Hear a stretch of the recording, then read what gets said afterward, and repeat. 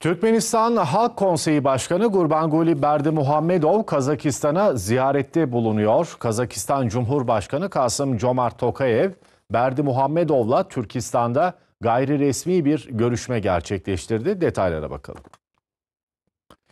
Türkmenistan Halk Konseyi Başkanı Gurbanguly Berdimuhamedov temaslarda bulunmak üzere Türkistan'a geldi. Kasım-Jomart Tokayev, Berdimuhamedov'u Türkistan Havalimanı'nda törenle karşıladı.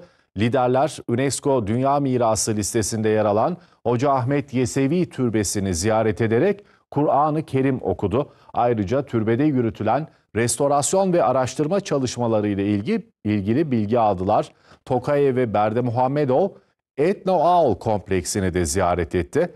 Doğu Çarşısı'nı ziyaret eden heyetlere milli yemekler ikram edilerek hışap oymacılığı, halı dokumacılığı, keçe baskıcılığı gibi el sanatları ürünleri gösterildi.